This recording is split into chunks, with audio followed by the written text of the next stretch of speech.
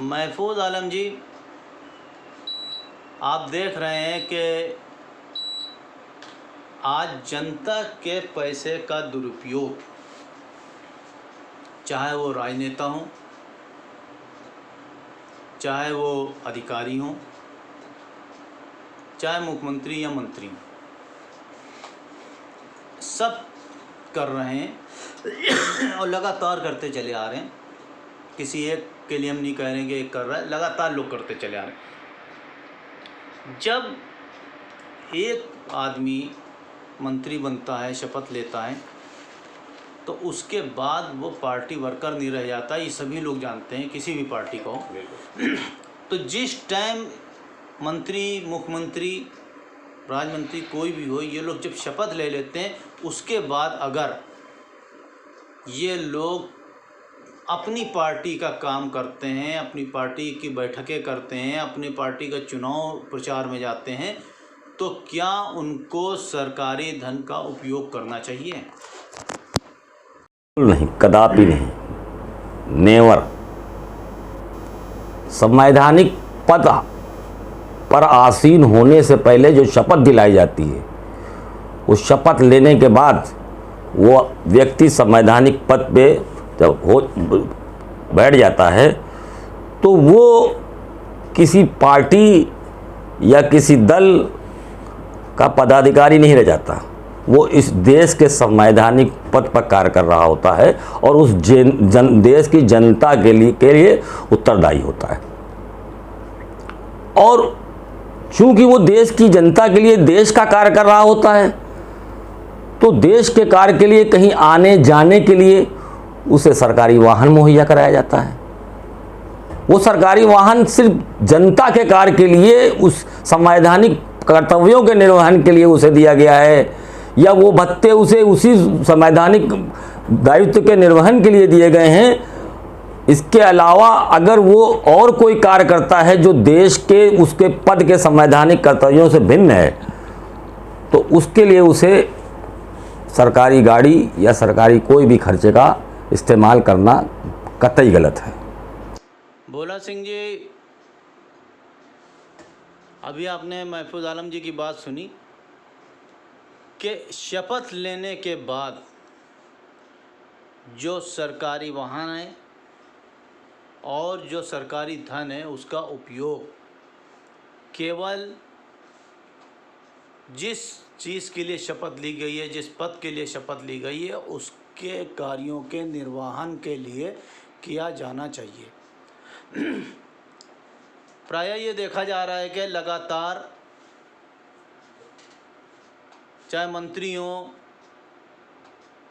मुख्यमंत्री हों, या कोई भी जनप्रतिनिधि हो, किसी आयोग के हों, किसी कर रहे हो, तो वो सरकारी धन यानी गाड़ी वगैरह का इस्तेमाल अपने पर्सनल यूज़ के लिए किया करते हैं।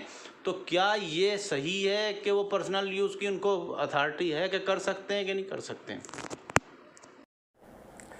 भारत में संवैधानिक व्यवस्था है और संवैधानिक व्यवस्था होने के कारण जब चुनाव होते हैं और चुनाव राजनीतिक पार्टियों से होते हैं, तो राजनीतिक पार्टियों से होने के बाद में जब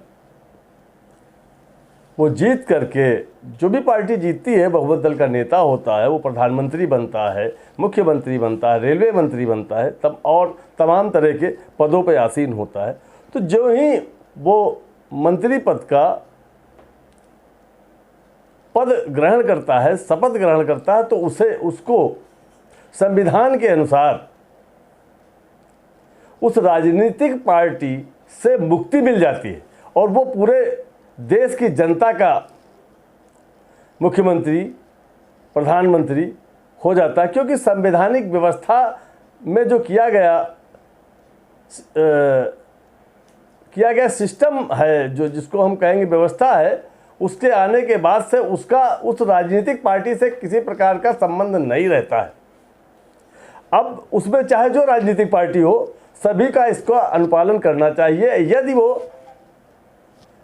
वो जाते हैं राजनीतिक दौर से, वो उचित नहीं होगा क्योंकि वो अगर कहीं इलेक्शन में प्रचार के लिए जाते हैं तो वो अपनी व्यक्तिगत व्यवस्था से जाएं और वो सरकारी धन का दुरुपयोग नहीं कर सकते, सरकारी गाड़ी का प्रयोग नहीं कर सकते। ये करना नहीं चाहिए उनको। अगर वो करते हैं तो जनता के साथ विश्वासघात होगा। जी, आपने महफूज आलम जी की बात सुनी और भोला पटेल जी की बात सुनी। आप जनप्रतिनिधि अधिनियम 1951 बना और उसमें हर तरह की चीज़ें दी गई कि कैसे कैसे काम करेंगे जनप्रतिनिधि, उनको क्या सुविधाएं होंगी और क्या नहीं करेंगे, ये भी कहा गया। लगातार सरकारी धन का दुरुपयोग ये जनप्रतिनिधि कर रहे हैं। मंत्री बनने के बाद सरकारी गाड़ियों से अपने फंक्शन करते हैं, पार्टी मीटिंग करते हैं, चुनाव प्रचार करते हैं, लेकिन इस पे कोई नहीं बोलता है। क्या ये देश की जनता के साथ धोखा नहीं है?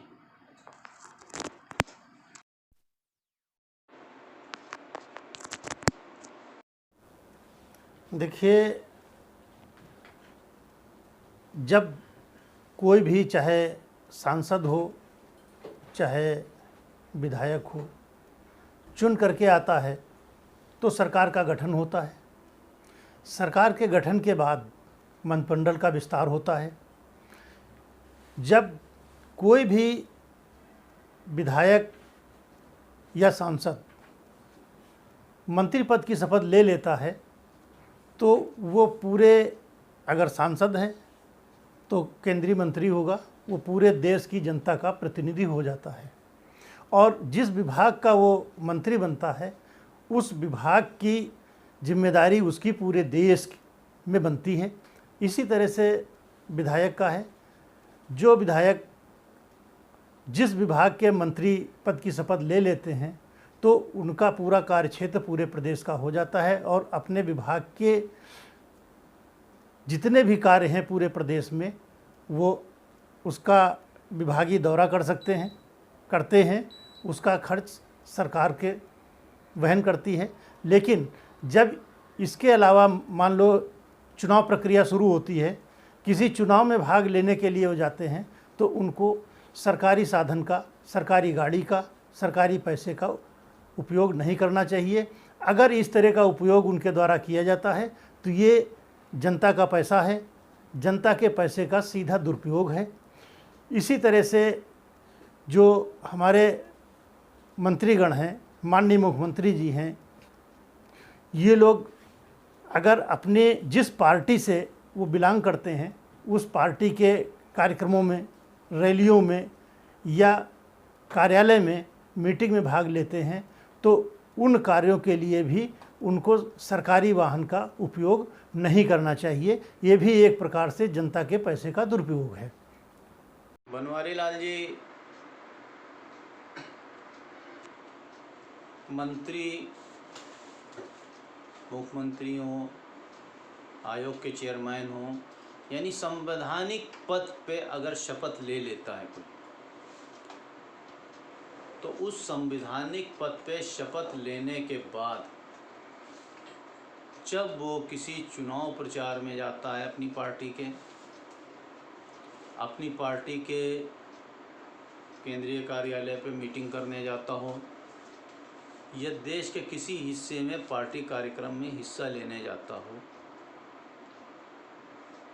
तो वो क्या स्टेट प्लेन जो होता है, हेलीकॉप्टर होता है स्टेट का, उसका इस्तेमाल करता है तो उसका खर्च जो होता है वो किसके ज़िम्मे जाना चाहिए? सरकार के ज़िम्मे जाना चाहिए कि वो पार्टिकुलर आदमी के, व्यक्ति के ज़िम्मे, मंत्री के, मुख्यमंत्री के ज़िम्मे जो उससे वहाँ जा रहा है?